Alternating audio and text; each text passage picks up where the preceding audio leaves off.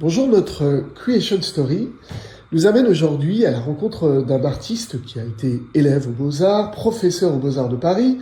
Vous avez fait votre première expo dans le musée d'art moderne de Saint-Étienne avec un préfacier qui s'appelait ni plus ni moins que Louis Aragon. Vous avez exposé à la Fondation MACT 2 fois, au MAM Paris. Vous avez des œuvres à Beaubourg, au FRAC Picardie, à la Fondation MACT, dans des musées américains. Et vous êtes actuellement exposé avec des œuvres récentes à la galerie Catherine Putman avec une exposition intitulée Le vent cesse. Bonjour Bernard Monino. Bonjour Monsieur Icône. Alors tout commence avec le vent. Alors tout commence le vent, mais alors ça a commencé, cet ensemble de dessins que j'appelle les dessins collectés en 1999. Bon.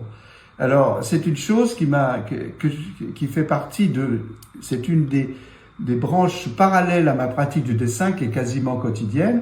Et en fait, l'idée que j'ai eue d'inventer un dispositif graphique qui permettait de faire dessiner le vent, c'est-à-dire de déléguer à un phénomène, le vent, le fait de produire le dessin.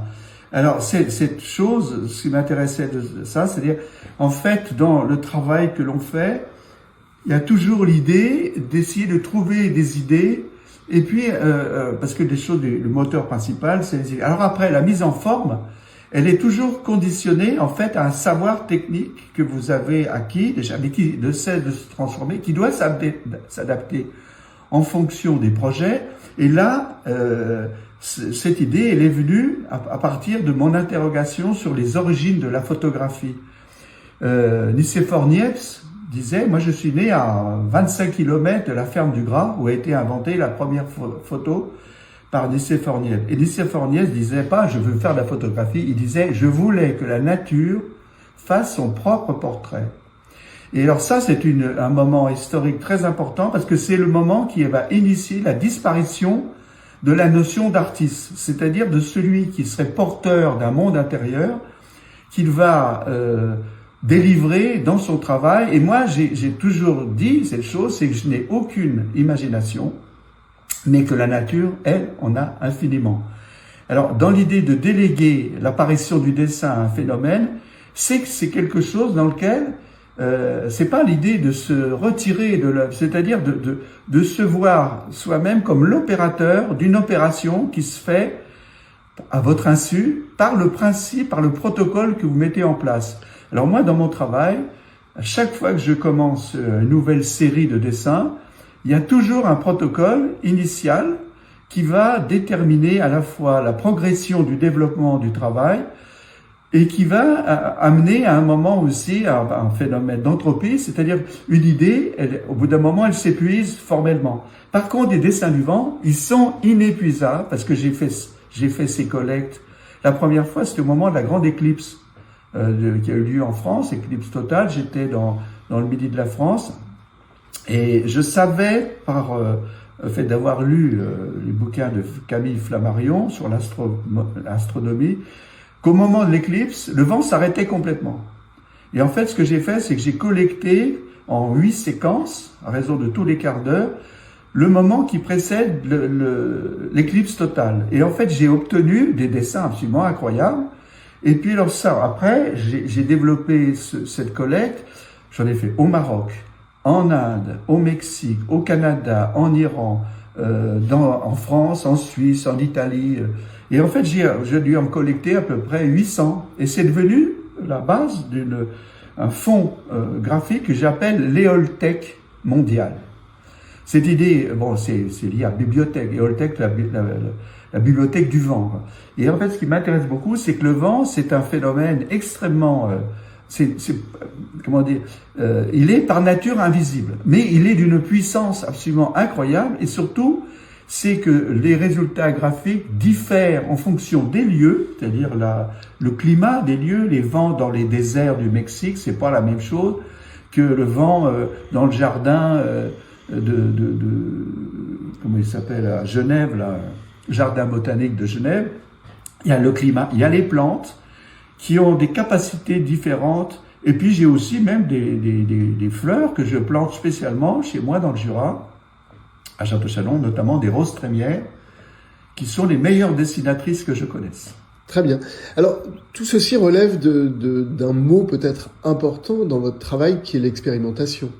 Oui, alors ça, c'est ce qui a donné le titre à mon exposition récente, là, à la Fondation Magde, où il y a un catalogue qui était le titre de l'expo, s'appelle « Le dessin élargi ». C'est-à-dire, c'est l'élargissement de la pratique du dessin. Parce que moi, j'ai commencé par être essentiellement dessinateur et sous l'influence, en fait, de choses dont j'ai bénéficié grâce à mes parents. Mon père était sculpteur, ma mère était peintre. Et en fait, moi, j'ai jamais eu de photos de footballeurs dans ma chambre. Mais par contre, j'avais des copies des gravures de Dürer, notamment les 3 gravures magistrales, la Mélancolia, le Chevalier et la Mort, Saint Jérôme dans sa cellule. Et en fait, ces rencontres avec ces œuvres qui sont extraordinaires, parce que c'est des œuvres, vous pouvez les interroger durant toute une vie, elles ont le pouvoir de rester comme des sortes de monades complètement closes, dont le sens est interprétable à l'infini. Bon. Alors, cette pratique du dessin, elle a commencé de manière traditionnelle, sur papier, à l'encre, à la plume. Donc, c'est le trait, c'est la ligne, hein, c'est le dessin, c'est pas le fusain, c'est la ligne. Au sens de presque le trait fil de fer que pratiquait Pablo Picasso, ou Ingres, ou David Hockney, par exemple.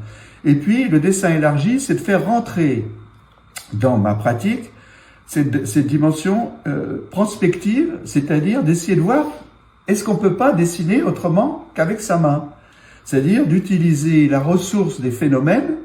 Ça peut être toutes sortes de phénomènes, ça peut être le vent, les ombres, les sons, le vent, enfin bon. Et alors vous en appelez à des médiums différents finalement. Alors c'est pas les, oui c'est alors par contre une idée, elle amène toujours la nécessité de trouver quels sont à la fois les supports, les outils qui vont permettre à cette idée de prendre la forme qui lui est la plus juste, la plus pertinente qui soit.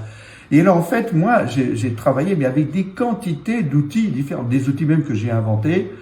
Et en fait, c'est tout ce répertoire de choses m'a fait comprendre de choses possibles, hein, parce qu'on peut dessiner avec toutes sortes de choses possibles. Hein. Et même d'ailleurs, moi, je trouve les plus beaux dessins qu'on voit souvent. D'ailleurs, moi, je les vois tous les matins par ma fenêtre.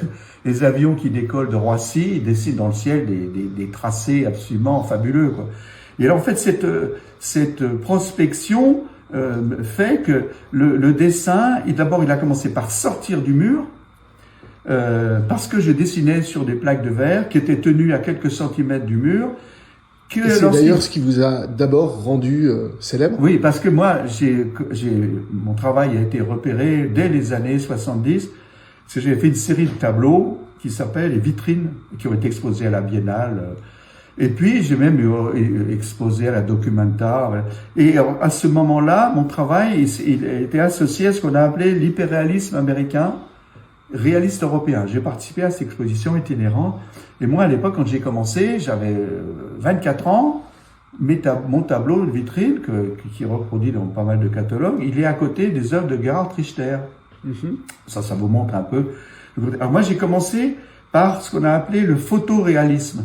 Mais le photoréalisme, pas du tout dans un sens photographique, c'est-à-dire, c'était l'idée que la réalité du tableau, il est basé sur cette réalité qui se crée dans et par la peinture. Et non pas, on a la réalité, on la copie, ou alors on la photographie, puis après on la peint. Moi, j'ai jamais fonctionné comme ça. C'est-à-dire que je fabriquais dans mon atelier la scène qui allait me servir de modèle pour fabriquer un tableau. Alors effectivement, c'était les vitrines. Et alors l'élément principal qui caractérisait mes œuvres, c'était le verre, ou alors le miroir, parce qu'il y avait les tableaux, ils étaient associés à des dispositifs spatiaux qui combinaient le verre, les miroirs, et ce qui fait qu'il y avait à la fois la transparence qui était mise en jeu, mais aussi le reflet. Quand on est devant une vitrine, même une vitrine réelle dans la rue, comme ça, on voit son reflet projeté, mais on se voit projeté aussi à l'intérieur. Bon. Et alors ça a été accompagné de la découverte d'une œuvre qui a été capitale dans mon travail, que j'ai découvert ça en 64, à travers un livre, des entretiens de Pierre Cabane avec Marcel Duchamp. Et moi, il y a une œuvre de Marcel Duchamp qui a été l'œuvre que j'ai le plus interrogée dans ma vie, que j'ai étudiée vraiment longtemps et encore maintenant. le fameux grand verre, la mariée, les alus. Et alors, en fait, c'est par ces célibataires même, qui est au musée de Philadelphie. Alors, cette œuvre, moi, je m'en suis pas servi comme beaucoup d'artistes, c'est-à-dire qui font des emprunts formels. Moi, ce que j'ai essayé de faire, c'est exactement la même chose que ce que Mondrian avait dit quand il avait commencé à faire son... J'ai tiré les conséquences plastiques de ce que Picasso et Braque avaient mis en place au moment du cubisme, mais dont ils n'avaient pas vu comment ils pouvaient, quelles conséquences elles avaient. C'est-à-dire qu'en fait, une œuvre, moi c'est une chose que je crois profondément, quand elle est un événement, hein, les Demoiselles d'Avignon, le Grand Verre de Marcel Duchamp, ou le Carré Noir de Malevich, par exemple, ce sont des événements artistiques, mais en même temps, c'est l'avènement de quelque chose qui va venir après. C'est-à-dire qu'il y a toute une filiation qui va dépendre uniquement de ces œuvres-là. Et moi, je me situe dans la filiation d'essayer de prolonger les conséquences de cette œuvre, le fameux Grand Verre, là, mais qui est sans descendance. Parce qu'en fait, lui-même, il disait, je n'ai pas fait un tableau, j'ai fait un retard en verre. C'est-à-dire, l'œuvre, elle est toujours en retard sur son interprétation possible. Et ça me passionne beaucoup. Ça veut dire aussi que quand on fait une œuvre, on connaît pas forcément, on n'élucide pas forcément les raisons pour lesquelles on fait cette œuvre, parce qu'elle contient des choses dans lesquelles il y a une part d'inconscient.